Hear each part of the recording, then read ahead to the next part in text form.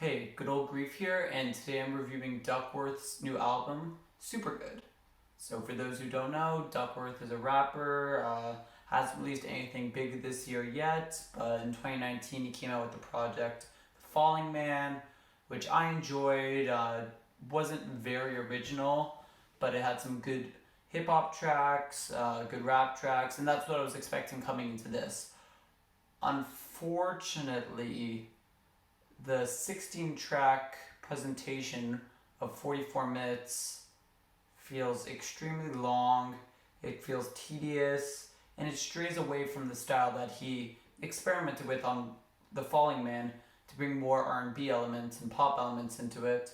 However, it does so in one of the most derivative and unoriginal ways possible. To be honest, there isn't much on this project that I did enjoy, but I'll run through it, try to give my critiques and my overall analysis. To start off the album, New Love Song is anything but a new love song, as it sounds like many uplifting songs already out. While it is a catchy song and a good way to open up the album, it doesn't really stand out as a song just because of how many already exist similar to it. And even if it was a good song, it doesn't last long enough to actually make an impact. It can't hold its ground as a single just because of its relatively short runtime. Money Dance is meant to be a feel-good song, but it lacks any real substance. I find the same thing with Quick, except Quick has a lot more corny one-liners. For example, on that cheese like it's pasta, get the flipping like a trap phone, and other stuff like that. Even his enunciation isn't original, as the choppiness of the first verse sounds like a pop version of something Ski Mask might do, especially with the uhs after every line. Moving on to Too Bad, I have to admit that the chorus on the song is great, but Duckwrth's verse isn't good. It feels like the only purpose of the verses is to lead into the chorus, and you really just expect good lyricism on those verses, but you really don't find it. Kiss You Right Now, it sounds exactly like a Smino verse, except with worse lyricism and less inflection and a more radio-friendly chorus. There's no experimentation in it. There's no cohesiveness between the chorus and the verse. The production's fine, especially with the backing voices to close off the song, but it doesn't do enough to salvage the overall lack of ability brought forward by Duckwrth. Coming Closer just sounds like another repeat, another tedious listen. I question the feature of Julia Romana on the song just because she lacks the energy that the song desperately needs. She comes back in another song called Did You Notice, which she doesn't help in either. She doesn't add much there, except that song has this annoying chorus of did you notice, did you notice, did you notice, did you notice me, which is awful. The production's fine, even though it's a tad simple, but the song sounds so repetitive and stretched out that it just doesn't make it worth listening to at all. Say What You Mean, which I skipped over. The clapping reminds me of On Top of the World by Imagine Dragons. And even though it is one of the better songs, as Duckwrth shows off his rapping skills on the fast-paced beat,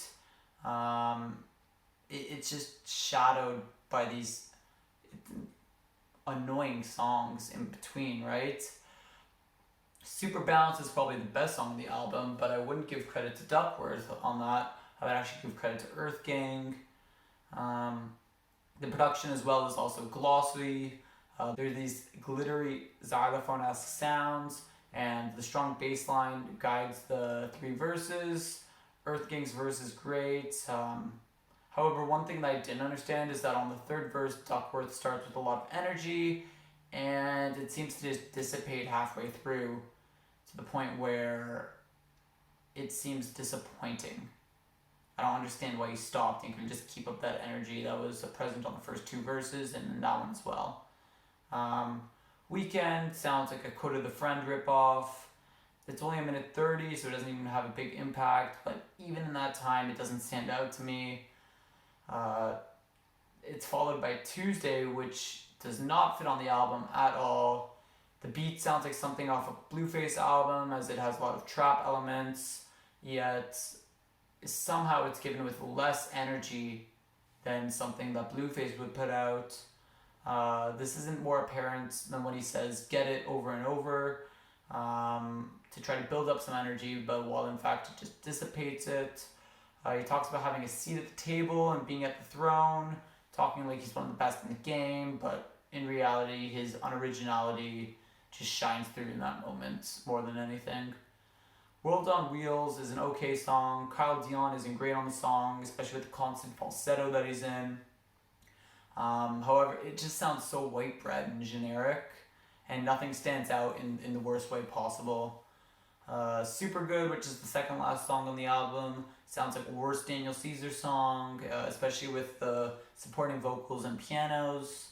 And I do have to admit that the verses are pretty good, but again, few and far between on this album.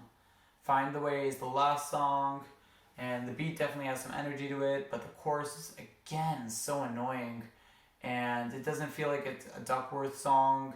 It just sounds like he's featured on it, and it's made by Alex Malley actually.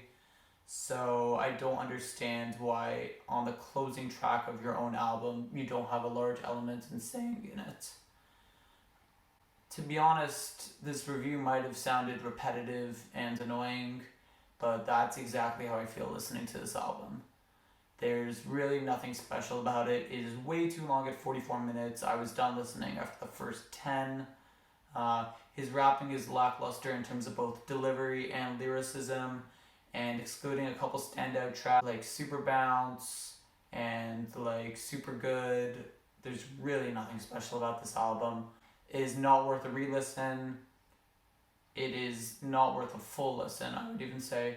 If I had to give it a rating, it would be a 2 out of 10.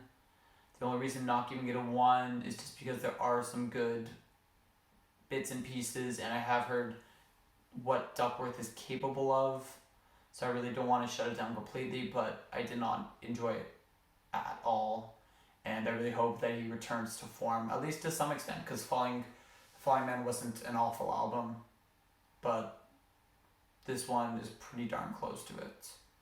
But anyways, thanks for watching. See you around. Please like and subscribe.